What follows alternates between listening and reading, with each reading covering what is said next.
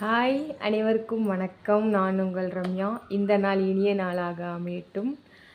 அப்புறம் நம்ம இன்னும் கொஞ்சம் சாதிக்கலாம் அப்படிங்கிற தலைப்பை மீன் பண்ணி நிறையா கருத்துக்களை பார்த்துட்டு வந்துட்ருக்கோம். அந்த வகையில் நம்ம இன்றைக்கி பார்க்க போகிறது இன்னும் கொஞ்சம் கவனமாக கேட்கலாம். அப்புறம் இன்னும் நிறைய பேர் சொல்லியிருந்தீங்க, சவுண்ட் ஒழுங்காக கேட்க மாட்டேங்கன்னு சொல்லியிருந்தீங்க. அது என்னன்னு தெரியல. நான் முடிஞ்சளவுக்கு நான் மைக் வாங்குறதுக்கெலாம் நம்மளுக்கு இப்போதைக்கு இது இல்லை. நம்ம அப்புறமா வாங்கிக்கிறேன். முடிஞ்சளவுக்கு நான் சத்தமாக பேசுகிறேன். நான் ட்ரை பண்ணுறேன். ஓகேவா? முடிஞ்சது சத்தமாக தான் பேசிகிட்ருக்கேன். இதுக்கு முன்னாடி சத்தமாக பேசுனேன்னா அப்புறம் பக்கத்து வீட்டுக்காரங்களாம் ஓடி வந்துடுவாங்க. அதனால் நான் முடிஞ்சளவுக்கு சவுண்டாக பேசிகிட்ருக்கேன். கொஞ்சம் அட்ஜஸ்ட் பண்ணிக்கோங்க கொஞ்ச நாள். அப்புறம் மைக்கில் பேசுனேன்னா கொஞ்சம் நல்லா ரெக்கார்ட் ஆகும்னு நினைக்கிறேன். பார்த்து வாங்கணும். ஓகே, நம்ம டாபிக் பேர்லாம் இன்றைக்கி இன்னும் கொஞ்சம் கவனமாக கேட்கலாம். என்ன கவனமாக கேட்கணும்? பக்கத்து வீட்டில் என்ன பேசுகிறாங்கன்னு கவனமாக கேட்கணுமா? இல்லை புருஷனும் பொண்டாட்டியும் பேசிகிட்டு இருக்கிறத ஒட்டு கேட்கணுமா? இல்லை யாராவது ஃபோனில் பேசிகிட்டு இருக்கிறத ஒட்டு கேட்கணுமா? அதெல்லாம் கவனமாக கேட்கக்கூடாதுங்க. நம்மளுக்கு என்ன தேவையான விஷயங்களோ அதான் கவனமாக கேட்குறது. கேட்குறதுனா என்ன, கவனமாக கேட்குறதுனா என்ன?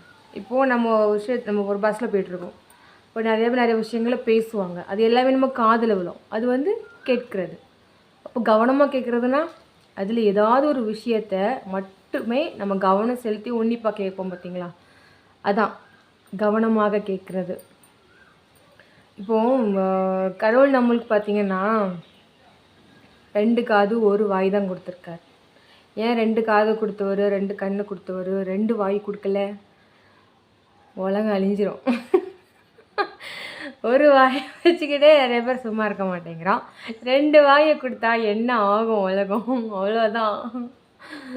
அப்படியே பூமி பிறந்து எல்லாரும் உள்ளே போயிடுவோம்.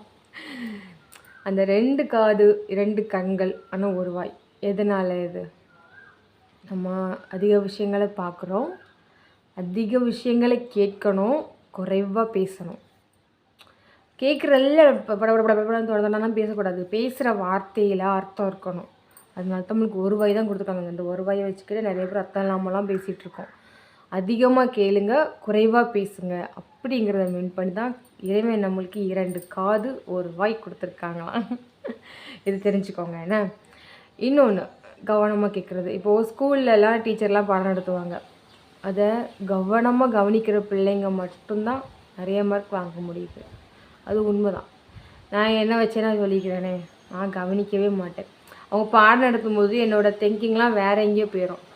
உதாரணத்துக்கு இன்றைக்கி என்ன குழம்பு வச்சுருப்பாங்க வீட்டில், அடுத்த வாரம் ஏதாவது விருந்து வீட்டுக்கு போகிறோன்னா அதையே ஞாபகத்தில் வச்சுக்கிட்டு அடுத்த நம்ம மற்ற வீட்டுக்கு போகிறோம் ஜாலி, அந்த மைண்ட் செட்டுக்கு போயிடுவோம். இல்லை அடுத்த வாரம் டூருக்கு எங்கேயும் போகிறோமா அதில் போயிடும். அந்த வாரம் முழுக்க மைண்டில் அங்கே போயிடும். அப்போ டீச்சர் பாடம் நடத்துகிறது நம்மளுக்கு கவனம் இருக்காது.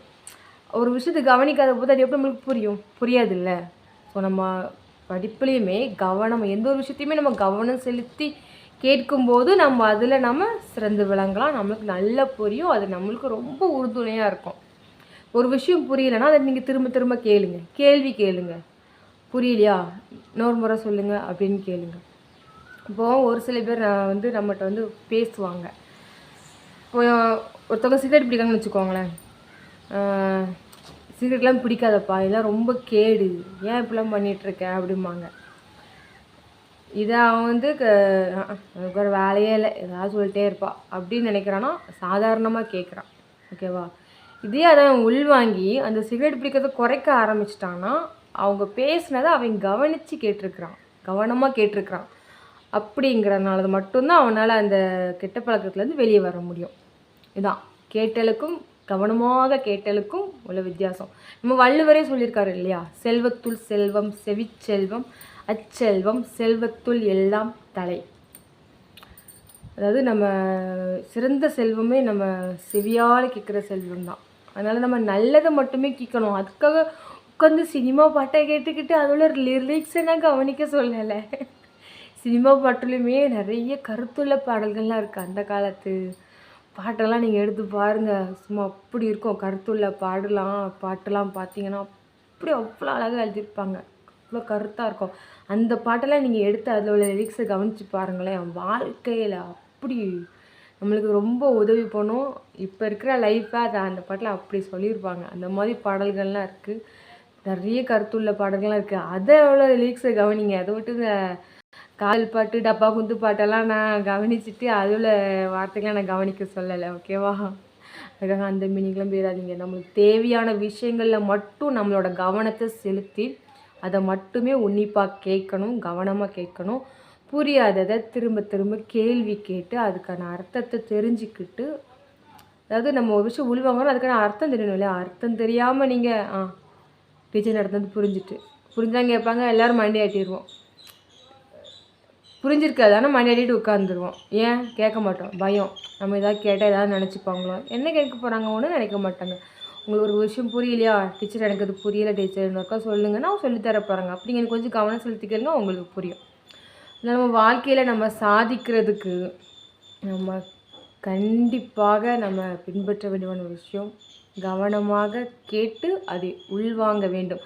கேட்டுட்டு விட்டுறக்கூடாதுங்க, கேட்டு உள்வாங்கணும். நிறைய பேர் சொல்லுவாங்களே, இந்த காதில் வாங்கி இந்த காதில் விட்டுறாத அப்படிம்பாங்க.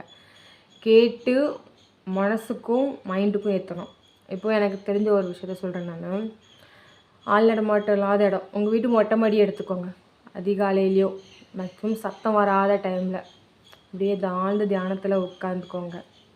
சம்பளம் போட்டு உட்காந்துக்கிட்டு நீங்கள் உங்களுக்கு ஒரு கற்பனை பண்ணிக்கோங்க. நம்ம வந்து ஒரு அடர்ந்த காட்டுக்குள்ளே நடுவில் புல் தரையில் அருவி கொட்டுற இடத்து பக்கத்தில் உட்காந்துருக்கோம். நம்மளுக்கு மேலே, நம்மளோட தலைக்கு மேலே கடவுளோட கை வந்து இருக்குது. அவர் வந்து நம்மளுக்கு ஆசீர்வாதத்தை வணங்குறாரு அப்படிங்கிற மாதிரி ஒரு கற்பனை பண்ணி பாருங்கள். அது ஃபீலிங் நல்லாயிருக்கும். இதுக்கு நம்ம மெனக்கட்டு நீர்வீழ்ச்சி இருக்க இடத்துக்கு போகணுன்னுலாம் அவசியம் இல்லை. அப்படியே நம்ம இருக்கும்போது நம்ம ஆள் மனசுக்குள்ளே ஒரு சில குரல்கள்லாம் கேட்க ஆரம்பிக்கும். நான் ஃபீல் பண்ணிட்டு தான் நான் அவங்ககிட்ட சொல்கிறேன். நான் உண்மையிலே அந்த குரல் நம்மளால் ஃபீல் பண்ண முடியும். அந்த குரல்கள் உங்களுக்கு வந்து என்ன சொல்கிறது, இது இப்படி பண்ணு, இது அந்த மாதிரி பண்ணுன்னு சொல்லி இன்ஸ்ட்ரக்ஷன் கொடுக்கும், அறிவுரைகள்லாம் கொடுக்கும். நிஜமாக அது வந்து ரொம்பவே நல்லாயிருக்கும். அது வந்து நம்ம லைஃபுக்கு ரொம்ப ஹெல்ப்ஃபுல்லாக இருக்கும், உதவியாக இருக்கும். உங்கள் மனசை கண்ட்ரோல் பண்ணுறதுக்கு அந்த குரல் உங்களுக்கு உதவி பண்ணும். நம்ம அது கேட்க ஆரம்பித்து நம்ம அது வழியாக நடக்கும்போது நம்மளோட செயல்கள் அவ்வளோ தீர்க்கமாகவும் தெளிவாகவும் இருக்கும். நினச்ச மாதிரியும் நடக்கும். சீரியஸ்லி நீங்கள் ட்ரை பண்ணி பாருங்கள். இதுதான் நம்ம ஆள் மனசுக்குள்ள இருக்க குரலை கேட்குறது, கவனமாக கேட்குறது. சரிங்களா? இது வந்து கற்பனையாக பண்ணுற விஷயங்கள் தான், ஆனால் இதுலேயும் ஒரு குரல் கேட்கும். அதை நீங்கள் கவனமாக கேட்டிங்கன்னா அது உங்களுக்கு இன்ஸ்ட்ரக்ஷன் கொடுக்கும். இதுதான் நம்ம வகையில் தியானம்னு சொல்கிறாங்க. மேக்ஸிமம் மெடிடேஷன் அதிகம் பண்ணும்போது, மேக்ஸிமம் பார்த்திங்கன்னா மெடிடேஷன் தியானம் இதெல்லாம் பண்ணுறவங்க பாருங்களேன், அதிகம் பேச மாட்டாங்க. தேவையானதை மட்டும்தான் பேசுவாங்க. சும்மா வாய்க்கு தான் பேச மாட்டாங்க. அவங்க பேசுகிற ஒரு சில வார்த்தைகள்லாம் பேசுவாங்க, அதுலேயும் அர்த்தமுள்ள வார்த்தைகள் மட்டும்தான் பேசுவாங்க, அர்த்தம் இல்லாமல் பேச மாட்டாங்க.